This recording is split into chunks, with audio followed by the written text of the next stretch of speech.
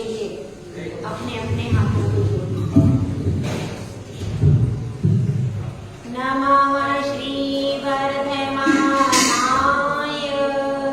निर्दूते कलिलात्मने सालोकानां त्रिलोकानां यद् विद्यादर्पणायते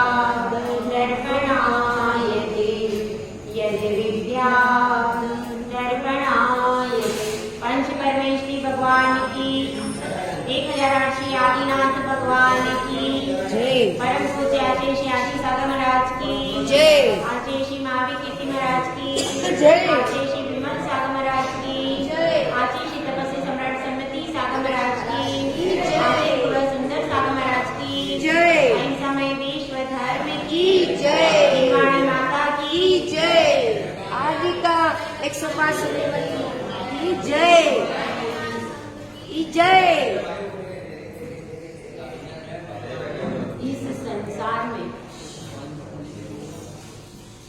इस संसार में किसी भी जीव को सबसे ज्यादा दुख देने वाला अगर कोई वस्तु है तो वह है उसकी इच्छा।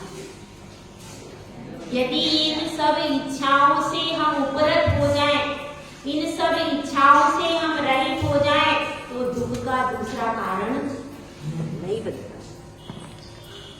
एक इच्छा उत्पन्न होती है, उसको पूरा नहीं कर पाते, लेकिन दूसरी इच्छा सामने आकर के खड़ी हो जाती है। दूसरी पूरी होती है, उसके बाद तीसरी तैयार हो जाती है। इच्छाओं के पूरे होने के बाद जो सुख होना चाहिए, उस सुख को हम भोग ही नहीं पाते कि दूसरी इच्छा का दुख उत्पन्न हो जाता है। अपने अपने जीवन में आप सबने महसूस किया होगा इस बात को, किया है कि नहीं? सबने महसूस किया है कि हम जब छोटे थे, स्कूल में पढ़ते थे, तब हमें लगता था मम्मी पापा कितने सुखी हैं। हमको स्कूल में जाना पड़ता है, इतना पढ़ना पड़ता है, सुबह पढ़ो, शाम पढ़ो, रात पढ़ो, मम्मी पापा बहुत सुखी हैं, उनको कुछ नहीं पढ़ना पड़ता, आराम से ऑफिस में जाते हैं, कुर्सी पर बैठ जाते, क्या करते, हमारी कितनी आदत है। घर में जाओ तो पापा डांटते, स्कूल में जाओ तो मैडम टीचर डांटते, और बच्चे भी आपस में फ्रेंड के पास जाओ तो क्या होता है, फ्रेंड की मम्मी डांटती। सब लोग उनको छोटा समझ के डांटते, उनको कितना अच्छा है, कोई भी उनको नहीं डांटता, एकदम बढ़िया से रहते, कितना बढ़िया। और कुछ नहीं तो कुछ बच्चे टीचर बनना चाहते, टीचर के कितने बजे दिन भर डंडा लेके बैठी रहती है, दिन भर डांटती रहती है, कितना अच्छा है। और इस तरह से जब हम छोटे होते तो हमारी इच्छा क्या होती है, हम बड़े हो जाएं, हम बड़े बन जाएं, हम मम्मी पापा जैसे हैं वैसे बन जाएं। हम स्कूल में जो प्रिंसिपल है ना, वो अच्छी लगती है, एकदम चेयर पे बैठी रहती है मजे से, वो तो कुछ काम ही नहीं करती। टीचर का तो फिर भी रहता है, वो तो टीचर को देखो कितनी मेहनत करनी पड़ती है, दिन भर पढ़ाना पड़ता है, वो तो प्रिंसिपल कुर्सी तोड़ती रहती है, कुछ भी नहीं करती। वो अच्छा प्रिंसिपल बन के बैठ जाओ, कोई टेंशन नहीं, आराम से कुर्सी पर बैठे रहो और सोते रहो, अच्छा काम है कि नहीं? तो जब हम बचपन में छोटे थे तब हम ऐसे लोगों को देखते थे, बड़े लोगों को, तो इच्छा होती थी हम भी ऐसे बनेंगे, बड़े बन जाएंगे तो पढ़ाई लिखाई नहीं करनी पड़ेगी, टेंशन नहीं रहेगी, खत्म हो जाएगी। लेकिन जब बड़े हो जाते हैं तब पता चलता है कि आटे दाल का भाव क्या है। बचपन में तो ऐसा लगता है कुछ नहीं करते, लेकिन पता चलता है कि बचपन में अपन बहुत अच्छे थे। बड़े हो गए, बचपन में तो एक ही टेंशन थी, केवल पढ़ाई करना है, लेकिन बड़े होने के बाद तो 100 प्रकार की टेंशन हो जाती है कि नहीं? बिल्कुल 100 प्रकार की टेंशन है। घर में पत्नी की भी सुनना है, माँ की भी सुनना है, पिता की भी सुनना है, बच्चों की भी सुनना है, सबकी इच्छाओं को पूरा करके देना। जब हम बच्चे थे तो हमें ऐसा तो नहीं था कि किसी दूसरे की इच्छाओं को पूरा करना, कोई हमारे सर पे बटन नहीं था। लेकिन बड़े होने के बाद, विवाह करने के बाद पूरे परिवार की इच्छाओं को पूरा करना पड़ता है कि नहीं? हाँ, पूरे परिवार की एक की इच्छा पूरी करो तो दूसरे की तैयार हो जाती, तीसरे की तैयार हो जाती। तुरंत एक व्यक्ति को करके टिफिन बना के दिया, तुरंत दूसरे के लिए भी करके देना, फिर दोपहर का भोजन बनाना है, फिर शाम का बनाना है, तुरंत हमारी एक के बाद एक लाइन चलती रहती है। काम पर भी जाते हैं, फैक्ट्री में भी जाते हैं, दुकान पर भी जाते हैं, तो वहां पर सामान बिक गया, बड़ा व्यक्ति आया, कोई अमीर व्यक्ति ले गया, तुरंत आप समझते हैं कि दुकान दोबारा भरनी है, अच्छा माल लाना है और दोबारा ऐसा व्यक्ति ढूंढना है जो लंबे पैसे दे दे और माल आ जाए। तुरंत दूसरी योजना दिमाग में तैयार है कि नहीं? तुरंत तैयार हो जाती है। एक जो हमको सुख मिला उसको हम वो भी कहाँ पाते हैं कि दूसरी इच्छा, दूसरी योजना दिमाग में कितनी चलती रहती है? उन योजनाओं को मंदिर के द्वार से विदा करके आना है। अगर आप उन योजनाओं, उन प्लानिंग के साथ में मंदिर आ जाओगे तो भगवान को नहीं पा पाओगे। परमात्मा को पाना है तो जितनी आपकी सांसारिक योजनाएं हैं, सांसारिक विकल्प है, उन सब विकल्पों को दरवाजे से टाटा बाय बाय करके आओ, तब आप परमात्मा को पाओगे, तब उनकी भक्ति को अपने अंदर महसूस कर पाओगे। यहाँ पर बात यही चल रही है। इच्छाएं जो होती है वो तो नाना प्रकार की होती हैं, अनंत इच्छाएं। एक ख्वाहिश जाती है दूसरी ख्वाहिश, और संसार में इच्छाओं का कभी भी अंत नहीं हो सकता। यदि संसार में इच्छाओं का अंत होता तो क्या होता? जो संसार विषय सुख होता, तीर्थंकर क्यों त्यागे, काहे को शिव साधन करते, संयम सो अनुरागे। हम ऐसा समझते हैं एक इच्छा पूरी होगी उसके बाद हमें सुख मिलेगा। मानते हैं कि नहीं? अरे हमारे बेटे की शादी नहीं हो रही, बेटे की शादी नहीं हो रही, कोई अच्छी लड़की नहीं मिल रही, अगर एक अच्छी बहू आ जाए ना हमारी तो पूरा सुख हो जाएगा। मुझे बहू के आते ही मुझे क्या हो जाएगा? सुख मिलने, अच्छी हो जाए, अच्छी संस्कारी बहू यदि मिल जाएगी तो हमें सुख हो जाएगा। अब क्या होगा? सौभाग्य से संस्कारी बहू भी मिले, वैसे मिलना बहुत दुर्लभ है भैया, कोई सोच मत लेना कि मिल जाएगी। कोई लाखों करोड़ों में एक आध पुण्यात्मा घर होगा जहां पर मिलेगी, तो फिर भी मिल गई। अब मिल गई तो फिर भी क्या शांति है? नहीं है। बहू सारा काम करके दे रही है, हाथ में पानी पकड़ा रही है, तो भी क्या है? तो भी विकल्प बने ही रहते। विकल्प खत्म हुए क्या? नहीं हुए। विकल्प किसका? अब पोता हो जाए, अब पोता हो जाए तो पोता हो गया। अब क्या विकल्प है? अब दूसरा विकल्प है कि पोता थोड़ा सा बड़ा हो जाए, है? अब फिर पोते की शादी हो जाए। वो अंत नहीं है। विकल्प बराबर बने ही हुए, उन विकल्पों में हमारी पूरी जिंदगी निकल जाती है, लेकिन हम सोचते ही रहते हैं आज ये इच्छा, कल ये इच्छा। जैसे ही हम बड़े होते हैं दिमाग में योजनाओं पर योजनाएं ही बनती है। आज यह करना है, कल वह करना है। महिलाएं हैं, सुबह ये बनाया, शाम को क्या बनाएंगी?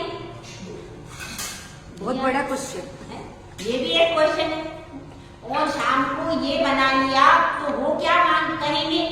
वो तो ये खाते नहीं है। बच्चा है तो बच्चा ये नहीं खाता, बच्चे के लिए अलग सब्जी बनेगी, पिताजी के लिए अलग सब्जी बनेगी, और बेटी है उसके लिए अलग चीज बनेगी। पहले ऐसा नहीं होता, पर अब तो जितने लोग हैं उनके हिसाब से भोजन बनता है। ऐसा देखा है, ऐसा बनता है। सही है ये बात? सही है। लेकिन पहले ऐसा नहीं होता था। पहले तो घर में माँ जो बना देती थी, जो परोस देती थी, वही हम खा लेते थे। कभी ऐसा नहीं बोला ये वस्तु क्यों बनाई, ये हम नहीं खाते, जो हमको दे दिया वो खा ली। उसमें ये नहीं कहते थे कि भाई अब क्या है, घर में भी माँ बैठी है, भाई अभी क्यों नहीं भोजन बनाया? अरे वो बेटी आएगी कॉलेज से, वो जो कहेगी वो बना दूंगी, क्योंकि मैं बनाती हूँ, फिर वो खाती नहीं है और खराब। ऐसी जितने लोग हो गए उतनी इच्छाएं बढ़ गई। पहले एक परिवार में 25 जने रहते थे, एक बार जो रसोई बनती थी 25 जने उसी को, एक ही सब्जी को 25 जने खा लेते थे। कोई अलग अलग डिमांड नहीं करता, अब सबकी अलग अलग इच्छा, अलग अलग डिमांड। अलग अलग डिमांड होने से जो काम इतना था वो काम इतना। तो अब अपनी बात चल रही है, इच्छाएं तो असीमित है। क्यों असीमित है? क्योंकि हमारा मन बंदर की तरह एक के बाद एक कूदता रहता। लेकिन इन विषय सुख में, इन विषयों को हम सुख मान करके बैठे हैं कि हमको ये लगता है इच्छाओं के पूरा होने पर सुख होगा। ये मान्यता आप सबकी है कि नहीं? है कि नहीं बताइए? है। इच्छाओं के पूरे होने पर मुझे सुख होगा। कौन सी इच्छाओं की बात हो रही है? सांसारिक इच्छाओं की, भगवान वाली नहीं इच्छाओं की। सांसारिक इच्छाएं जो हैं उनकी पूर्ति होने पर मुझे सुख मिलेगा, ये भावना है कि नहीं? तो इस भावना को तोड़ने के लिए यहाँ पर नीकांक्षित अंग में आचार्य समंतवज्र स्वामी क्या कहते हैं, इसको अपन पढ़ते हैं। देखिए गाथा नंबर 12। कर्म परवसे शांते, दुःखेरन्तरितोदरे पाप बीजे सुखे नास्ता, श्रद्धानाकांक्षणा स्मृता। इसमें यही बताया जा रहा है कि जो हम विषय भोग को समझते हैं वह वास्तव में वैसे नहीं। यहाँ पर देखिए जो आकांक्षाएं होती है, श्रद्धानाकांक्षणा बताया है ना, मतलब यहाँ पर नीकांक्षित अंग, अंग का नाम क्या है? नीकांक्षित अंग क्या होता है उसकी परिभाषा यहाँ पर दी गई। किस प्रकार से बताया है? जो इच्छाएं होती हैं, सांसारिक भोगों की जो इच्छा होती है, वो इच्छाएं किसके वशीभूत हैं? कर्म परवशी। पहला शब्द देखिए, कर्म परवशी। कर्म परवशी का अर्थ क्या है? पुण्य के अधीन है विषय सुख। पुण्य के अधीन ही विषय सुख है। पंचेंद्रियों के विषय सुख की जितनी भी सामग्री है वह पुण्य के अधीन है। कर्म कांड में एक परिभाषा आती है, सादा वेदनीय कर्म के उदय से सुख की सामग्री प्राप्त होती है। सही है। सादा वेदनीय कर्म का क्या काम है? सुख की सामग्री उपलब्ध कराना, लेकिन उस सामग्री को किन भावों से भोगना है ये काम है। अच्छा। सादा वेदनी का काम सिर्फ कितना है? सुख के साधन, सुख की सामग्री उपलब्ध कराना। तो अगर आपके सादा वेदनीय कर्म का उदय नहीं हुआ तो आपको सुख की सामग्री मिल जाएगी क्या? नहीं। तो कर्म के बरवश है। यदि पुण्य कर्म का उदय नहीं है तो आपको सुख की कोई भी सामग्री नहीं मिलेगी। आप देख लीजिए, गरीब लोग भी हैं, झोपड़पट्टी में रहते, उनको खाने को भी ठिकाना नहीं। कहाँ रहते? नगर के बाहर कहीं भी जंगल में झोपड़ी बना करके रह जाते। कोई उनको पता नहीं है कब उनको भोजन मिलेगा, कब नहीं मिलेगा, क्या स्थिति। उनके किसी भी चीज की कोई स्थिति पता नहीं। अभी तो सरकार दे रही है आदिवासियों को, झोपड़पट्टी को निःशुल्क शिक्षा, निःशुल्क भोजन, राशन फ्री, मकान फ्री, और भी जो भी स्वास्थ्य- दिक्कत हो, स्वास्थ्य स्वास्थ्य के लिए चिकित्सा फ्री, सब कुछ फ्री है। कभी सरकार पलट गई तो क्या करेंगे? अभी तो वो बिल्कुल क्या हो गए, उन्होंने काम धंधा छोड़ दिया, सेफ हो और सेफ। व्यसनों में लग रहे हैं, काम धंधा छोड़ के व्यसनों में लग रहे हैं। अगर सरकार पलट गई तो पराश्रित सुख है कि नहीं? हाँ, अपने हाथ से यदि मेहनत करके आपने कमाया है तो वो स्वाश्रित सुख है। हाँ। और यदि दूसरों के रहमो करम पे रह रहे हो तो पराश्रित पराश्रित सुख है। तो वो सुख कैसा है? पुण्य के उदय से, उनका कोई विशेष पुण्य का उदय आया है जो सरकार दे रही है, ये भी बात सही है। बिना पुण्य के उदय से कोई भी आपको कुछ नहीं देगा। हाँ, तो और पुण्य पाप का उदय एक आ जाए, घर में सब कुछ है, मिठाई भी है, अच्छा घर भी है, अच्छी पत्नी भी, सब कुछ है, लेकिन शरीर में क्या हो गया? शरीर में कैंसर हो गया। अब क्या करो? क्या होगा? वो सारी सामग्री भोग पाओगे क्या? नहीं।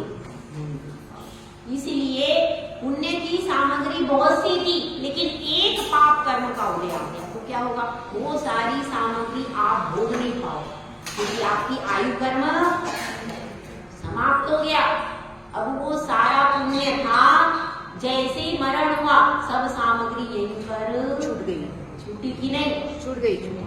तो इसलिए यह बात समझा रहे हैं, पुण्य कर्म के कारण ही आज हमें भोगों की सामग्री मिली, और किसी कारण से नहीं मिली। आपने पूर्व पर्याय में दान किया है, पूजा की है, अनंत भगवान के पास बार बार आकर के बोला है। क्या बोला है? यह बोला है, जन्म जन्म में हे स्वामी आपकी भक्ति मुझे प्राप्त हुई। जिनेर भक्ति, जिनेर भक्ति, जिनेर भक्ति दिने दिने सदा मेस्तु, सदा मेस्तु, सदा मेस्तु भवे। मुझे प्रतिदिन क्या चाहिए? आप मुझे गरीब बना देना, आप मुझे दुखी बना देना, लेकिन भगवान आपके चरणों को छोड़कर मैं जाना। तो भगवान कहते हैं कि भाई मेरे चरणों में जो आएगा वो तो अपने आप धनवान हो जाएगा। यह तो वीतरागता की महासंपदा है, और उस महासंपदा के पास जो आता है वह तो अपने आप धनवान हो जाता है, उसको तो कुछ बोलना ही नहीं पड़ता। 3 लोक में वीतरागता से बढ़कर के और कोई संपत्ति नहीं, और वह केवल अपने पास है, यानी अपन सबसे बड़े धनी हैं। विषय सुख तो आज पुण्य कर्म का उदय है, आज है, कल पुण्य कर्म खत्म, फिर से वापस पटरी पे, फिर से। और पुण्य कर्म होने के बाद भी 99% जीवों के शरीर में रोग है। 40 साल के बाद कोई ना कोई रोग आपको घेर ही लेता है। तो फिर क्या करोगे? जब आपने जिंदगी भर तो मर मर के कमाया और सोचने लगे भाई हम 50 मकान बन जाए, बेटे की शादी हो जाए, सब हो जाए, लेकिन सब तो हो गया, लेकिन उसके बाद शरीर में रोग हो गया। तो अब सामग्री तो बहुत सारी इकट्ठी कर ली, लेकिन भोगने के टाइम पे नहीं भोग पाए। इसलिए यह समझना कि यह कर्म के वश है। एक पाप कर्म का आपका उदय आ गया, कितना ही आपने जिंदगी भर कमाया है, लेकिन एक पाप कर्म के उदय से उसको तुम भोग नहीं पाओगे। इसलिए बढ़ाना क्या चाहिए? पुण्य। पुण्य कर्म बढ़ाना चाहिए। अगर पुण्य कर्म रहेगा तो ही आप भोजन कर पाओगे। यदि पुण्य कर्म छीन हो गया तो आप एक ग्रास भी उठा करके कहीं लकवा मार जाता है, कहीं कोमा में चले जाते हैं, सब स्थितियां हो जाती हैं। इसलिए इन सब परिस्थितियों से बचने के लिए क्या उपाय है? जो भी पुण्य है उसको बढ़ाओ, और पुण्य का साधन आपको मिला है जिनेंद्र भगवान। जिनेंद्र भगवान की चरणों में पर्याप्त भक्ति करो। उस भक्ति से, उस पूजा से, उस अभिषेक से क्या होगा? पुण्य बढ़ेगा। और वह पुण्य, हमको कैसा पुण्य चाहिए? वह पुण्य चाहिए जो कि समाधि मरण करा दे। वो पुण्य चाहिए, दूसरा पुण्य नहीं चाहिए। ये भोगों को भोगने का पुण्य नहीं चाहिए, क्योंकि यदि यह सब कुछ होता तो तीर्थंकर को एक भी रोग नहीं होता। पूरे जीवन में उनकी आज्ञा का कोई भी उल्लंघन नहीं करता। तीर्थंकर भगवान रहते हैं, उनकी कभी किसी से लड़ाई नहीं होती। वो अगर उनके मुख से एक शब्द निकला है तो सब लोग हाथ जोड़कर उनकी बात को मानते हैं। फिर भी इतना सब होने के बाद भी देव तुल्य वो वैभव भोगते, देव ला करके देते, उनकी माता का तो वो कुछ भी नहीं लेते, घर से एक तिनका भी नहीं लेते, कुछ भी नहीं लेते, ना वस्त्र लेते हैं, ना भोजन लेते हैं, कुछ भी नहीं। उनकी माता तो आराम से पुत्र उत्पन्न कर दिया, आप बैठ जाओ, बस कुछ नहीं करना, कुछ भी नहीं करना उनकी माता को। इसके बाद भी उतना देव तुल्य भोग उपभोग भी वो जानते हैं कि भैया यह भी छोड़ना पड़ेगा, क्षणिक है, नश्वर है, और उसको छोड़ दें। तो हमने आपने यदि छोड़ा तो क्या छोड़ा, तो छोड़ा क्या नहीं, कुछ नहीं। तीर्थंकर प्रभु ने जो भोगा है तुम वो भोग सकते हो क्या, नहीं। तो तुम्हारे पास कोई उत्कृष्ट सामग्री नहीं है, ये तो क्या है, घास फूस है। उसके मुकाबले कुछ सामग्री है, कुछ भी, नो कंपेरिजन, कुछ भी सामग्री अपने पास नहीं है। तो इसको सबसे पहला श्रद्धान आपका होना चाहिए, पुण्य कर्म के वशीभूत होकर के हमें यह सारे सुख प्राप्त, पुण्यशील हो जाएगा तो यह सारे सुख जैसे कि बिजली होती है, चमकती है और विलीन हो जाती है, इसी तरह एक रोग लग गया, सारा पुण्य आप एक भी दिन का भोग नहीं पाओगे। इसीलिए यह अपनी दृढ़ता से समझ लेना कि कर्म के परवश है। और दूसरी चीज भी, शांति, शांति का मतलब क्या है, साता वेदनीय कर्म के उदय से अपने को प्राप्त हुआ। दूसरे यदि अशुभ कर्म का उदय आ जाएगा तो यह सुख भोग नहीं मिलेंगे। और दुखे रंत ऋतोदय, दुख क्या है, अंत में दुख मिलता है, इसका संधि विच्छेद है। दुखे, दुखे मतलब दुख से, अंत में क्या होता है, अंत में दुख को देने वाले हैं। अंत में क्यों दुख को देने वाले हैं, जब यह विषय भोग छूटते हैं तो बहुत दुख होता है। कब दुख होता है, अब एक व्यक्ति है, उसको मीठा खाने का बहुत शौक था, और बहुत बड़ा सेठ है, बंगला है उसका, गाड़ी है, सब कुछ है, लेकिन क्या हो गया, डायबिटीज, आपको मालूम है, डायबिटीज हो गई उसको। अब घर में पकवान बन रहे, क्योंकि पैसा तो खूब है, खूब अच्छे अच्छे पकवान नौकर चाकर खूब बना रहे और खूब खा रहे, और आप क्या कर रहे, देख रहे, क्योंकि आपके डॉक्टर ने कह दिया एक टुकड़ा तुमने मुंह में डाला तुम्हारा, इसलिए अब क्या स्थिति, यह समझना चाहिए अंत में कितना दुख हो रहा है। और जब मृत्यु के समय जो भोगी जीव इनको छोड़ता है तो उसको अपार दुख होता है। अगर आपने मृत्यु के समय पहले से त्याग की मानसिकता नहीं बनाई तो क्या होगा, अंत में अरे मेरी पत्नी छूटी जा रही है, मेरा पुत्र छूटा जा रहा है, और अच्छी अच्छी भोजन की सामग्री में ग्रहण नहीं कर पा रहा, तो बहुत ज्यादा दुख अंत में होता है। किसको, मृत्यु के समय, मृत्यु के समय, क्योंकि जीवन भर तो भोगों में ही दृष्टि रही, त्याग के बारे में सोचा नहीं, धर्म के बारे में सोचा नहीं, अंत में फिर क्या हो गया, छोड़ना पड़ा, अंत में मजबूरी में छोड़ रहे, स्वेच्छा से नहीं छोड़ रहे, मजबूरी। तीर्थंकर भगवान ने जो त्याग किया वो तो जाना कि भाई ये मेरा स्वरूप नहीं है और ये क्षणिक है, चंचल है, मेरा स्वरूप तो मेरी आत्मा के अंदर है, मेरा तो असली धन क्या है, मेरी आत्मा के जो अनंत चतुष्टय वो असली धन है, तो उसको प्राप्त करने का पुरुषार्थ करना चाहिए। ये तो नकली माल है, दूसरे का माल है, दूसरे का माल तो यही छोड़ कर तो यहाँ पर उनकी श्रद्धा कैसे होती है कि दुखे अंत में नियम से दुख को ही देने वाले हैं। अगर पाप कर्म का उदय आ जाएगा तो अंत में क्या होगा, अंत में दुख को देने वाले हैं।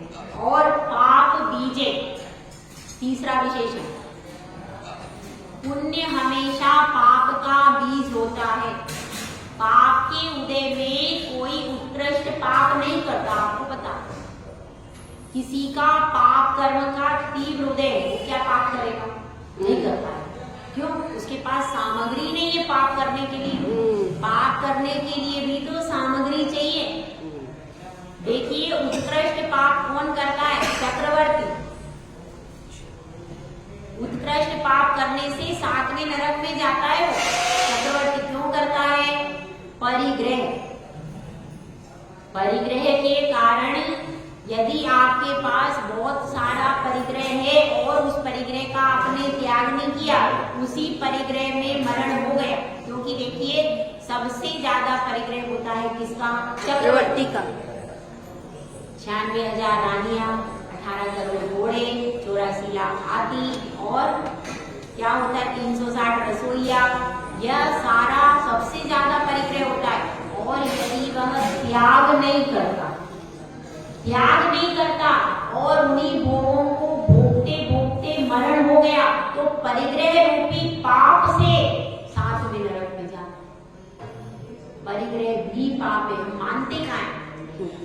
तो ये सोचते जिसके पास जितना ज्यादा पैसा, जितनी ज्यादा दौलत हो उतना अच्छा, हमारे पास कुछ भी नहीं, अरे तुम सुखी हो। जितना ज्यादा परिग्रह होगा उतना गति नीची होगी। अब चक्रवर्ती के पास वर्जवैषव नारद सेन, वह धर्म कर सकता था कि नहीं? कोई रोग नहीं होता शरीर में, सर्वांग सुंदर बलिष्ठ शरीर होता है चक्रवर्ती का। एक लड्डू जिसको पूरी सेना नहीं पचा पाती, वह चक्रवर्ती एक लड्डू पूरा पचा लेता। उसकी पाचन शक्ति बहुत अच्छी होती है, आंखों की शक्ति भी बहुत ज्यादा है। उसका सब कुछ इंद्रियों के जो शोषण है बहुत अच्छा है चक्रवर्ती का। लेकिन उसके बाद भी सारा कुछ अच्छा मिला, लेकिन तुमने धर्म नहीं किया, परिग्रह सहित मरे, कहाँ गए? 7वें नरक। इसीलिए यह सारी पुण्य की सामग्री जो तुमको दिख रही है, यह पाप का बीज है। इससे ही पाप उत्पन्न होता है। 4 प्रकार का पुण्य होता है। कौन सा होता है? पहला होता है पुण्यानुबंधी पुण्य। जो पुण्य कैसा होता है? पहला कौन सा होता है? पुण्यानुबंधी पुण्य, जिसमें व्यक्ति पुण्यशाली जीव है, लेकिन उसे पता है कि इस पुण्य, यह पुण्य भी क्षणिक है, इसलिए वो उस पुण्य से पुण्य को कमा रहा है। जैसे कि आप लोग, आपको जिनकुल मिल गया, उत्तम कुल मिला है, अच्छा घरबार मिला है, सब कुछ अपने पास है, तो अपन अभिषेक करते हैं, प्रतिदिन भगवान की पूजा करते हैं, स्वाध्याय करते हैं। ये क्या हो गया? पुण्यानुबंधी पुण्य कर रहे हो।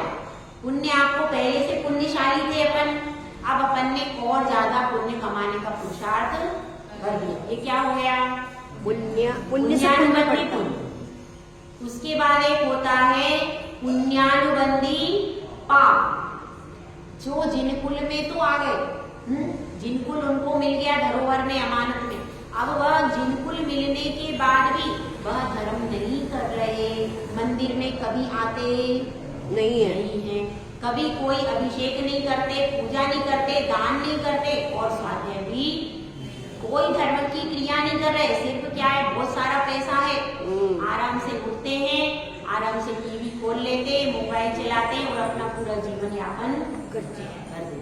ऐसे भी जैन लोग हैं, देखिए नहीं? तो क्या कर रहे हैं? उनको पुण्य तो मिला था, लेकिन वो अब पुण्य से, अब आगामी भाव में क्या कर रहे हैं? पाप का ही सृजन कर रहे हैं। उस पुण्य से इंद्रियों के विषय भोगों को भोग करके पाप का ही सृजन कर रहे हैं। और भी लोग हैं जो दूसरे धर्म के लोग हैं, उन्होंने मनुष्य पर्याय प्राप्त की है। मनुष्य पर्याय पंचेंद्रियपना प्राप्त किया, भले बिल्कुल नहीं पाया लेकिन फिर भी प्रतिदिन हिंसा कर रहे तो उत्कृष्ट पाप का बंध करेंगे, तीव्र बंध। क्यों? क्योंकि हिंसा, प्रतिदिन हिंसा करें, उनका काम ही है। हाँ अब मनुष्य भी बने हो, पंचेंद्रिय भी हो, लेकिन फिर भी पाप का बंध कर रहे हैं कि नहीं? ये क्या हो गया? पुण्यानुबंधी पाप। अब इसी प्रकार से होता है पापानुबंधी पुण्य। तीसरी कैटेगरी का क्या है? पापानुबंधी पुण्य। वह कैसे होता है? कोई जीव ऐसा था जिसने जिनकुल में जन्म नहीं लिया, बहुत गरीब था। अब उसने कहीं महाराज मिल गए, उसको जंगल में कोई महाराज मिल गए। अब उसने महाराज को देखा, महाराज ने सोचा कि चलो ये दुखी प्राणी है, इसको कुछ उपदेश दे दे। तो महाराज ने उससे कहा, भैया सुनो, तुम मांस खाते हो, शराब पीते हो? हाँ महाराज, मैं शराब पीता हूँ। ठीक है, तुम ये सब त्याग कर दो, ये सब अच्छी चीज। ठीक है महाराज, आपने कहा ना, मैंने त्याग कर दिया। उसने मांस और शराब का त्याग कर दिया। अब वह पूरी जिंदगी भर उसने पालन किया। जैसे वो भील की कथा आती ना, पुरुरवा भील की, वह पापी जीव था, जंगल में रहता था, प्रतिदिन हिंसा करता था, लेकिन महाराज ने उससे क्या कहा? उससे कहा और उसने मांस मद्य आदि का त्याग कर दिया और 12 व्रत ले लिए। आप पढ़ो महावीर पुराण। और जो खदीरसार नामक भील था, जो राजा श्रेणिक बना है, उस खदीरसार भील ने क्या त्याग किया? उसने कौवे के मांस का त्याग किया और जो राजा श्रेणिक बना। दोनों कथाएं अलग अलग। कौवे का मांस का त्याग कर दिया। तो ऐसे जो जीव जिन्होंने केवल कौवे के मांस खाई, क्योंकि उसकी भूमिका उतनी थी, आप अगर त्याग करोगे तो आपकी बात नहीं है।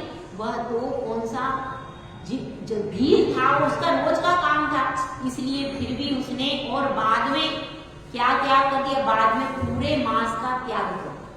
केवल एक ही नियम था उसका, लेकिन नियम पूरा जीवन पर्यंत निभाया उसने। फिर अब जैसे जो जीव होते वो क्या कहलाते हैं? पापानुबंधी पुण्य। पाप के उदय से सब कुछ मिला था, लेकिन उसमें भी उन्होंने पुण्य को कमा लिया। तो ये क्या हो गया? पापानुबंधी पुण्य। उसी से वह भील मर करके कहाँ गया था? मरीचि की पर्याय में। और खदीरसार बाद में श्रेणिक राजा बना। तो पहले तो उसके पाप का ही उदय था, लेकिन बाद में उसने पुण्य अर्जित किया। ये क्या हो गया? पापानुबंधी पुण्य। और एक होता है पापानुबंधी पाप। कितने? 4 प्रकार के होते हैं। पाप का उदय आया। पाप का उदय है, बहुत गरीब व्यक्ति है, उसके पास कुछ भी नहीं है, शरीर में भी रोग है, और वह प्रतिदिन क्या कर रहा है? प्रतिदिन फिर भी हिंसा कर रहा है, प्रतिदिन शराब पी रहा है। ऐसे भी लोग हैं।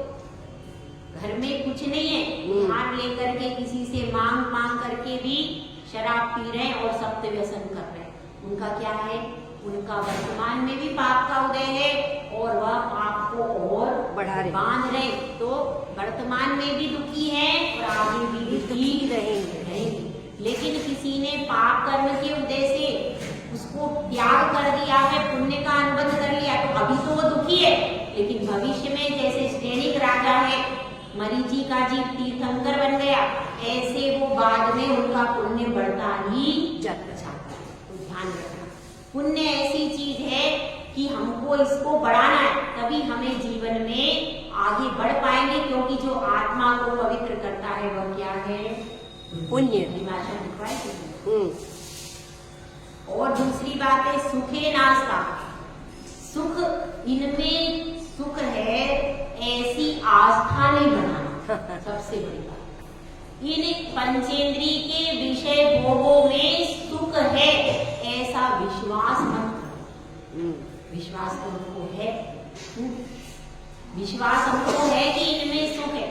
घर में जाते हैं, पानी पीते हैं, शांति हो जाती है, बहू आती है तो अच्छा लगता है, घर में अच्छा लगता है कि नहीं? बच्चा आता है तो पोता गोद में आ जाता है, सुख मिलता है।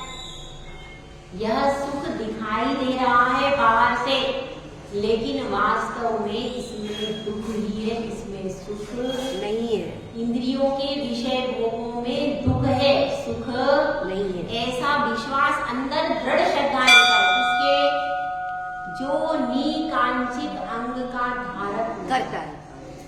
उसके ये विश्वास होता है कि ये जो भी सुख की सामग्री मिली है यह सब कर्म के वश से है और साता वेदनी के उदय से मिली है, अंत में दुख को देने वाली है और पाप का बीज है। तीसरी चीज, इनमें कोई सुख नहीं है। इन सब बातों पर वह दृढ़ विश्वास रखता है। वह कौन है? वह उसका निकांक्षित अंग। समझ में आई बात? हाँ। यहाँ पर भोगने की बात ही नहीं है,